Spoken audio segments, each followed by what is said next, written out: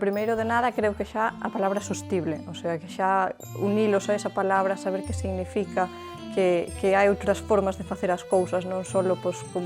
como eles coñecen e como se fixo sempre, que hai maneiras de facer as cousas de forma máis respetuosa co medio no que vivimos, cuidando donde estamos e conseguindo produtos que ao final non dañen o futuro, porque é o seu futuro, os que van a vivir neste sitio maravilloso son eles, entonces relacionalos coa importancia de que o cuiden e que hai formas diferentes de facer as cousas, creo que é algo moi importante para eles. Pois eu creo que un pouco tamén o que dicía antes, as distintas formas de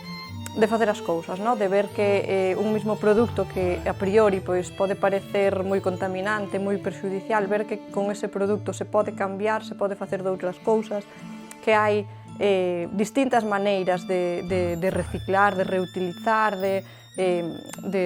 producir ao final, de obter algo dunha forma diferente. Eu creo que lles fai pensar,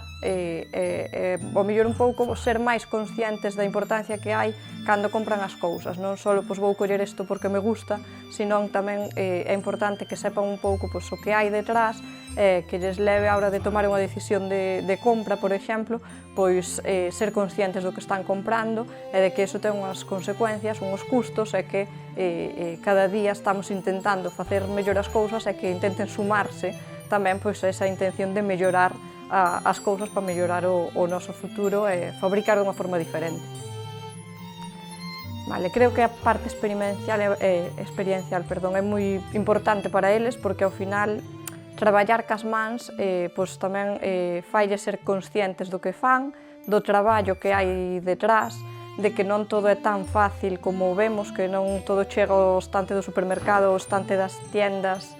así sin nada,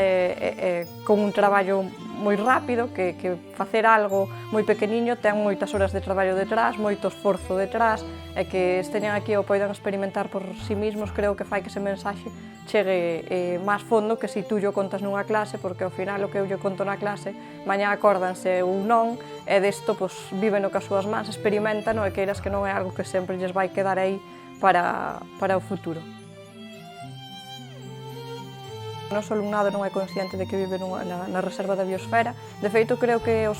docentes moitas veces damos por sentado que por estar no rural e por ter alumnos do rural que coñecen onde viven, o paisaxe no que están, a riqueza do sitio onde viven, e moitas veces é todo o contrario. Creo que nas cidades se dá máis importancia ao rural, ao entorno no que vivimos, e aquí como que se dá por feito de que xa o teñen que saber, e non o saben, moitas veces non son conscientes da riqueza paisaxística que hai, e da riqueza cultural que os rodea, e creo que é necesario tamén que nos fagamos unha introspección e que non deamos por suposto que por estar no rural que eses coñecementos xa están aí, porque non o están, é necesario remarcalos.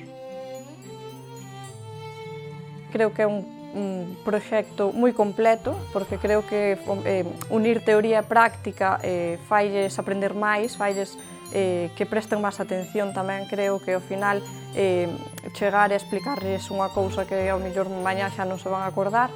que o unas que o reforcemos con unha parte práctica, creo que lles axuda moito a entender o fondo da actividade, que eu creo que é o importante.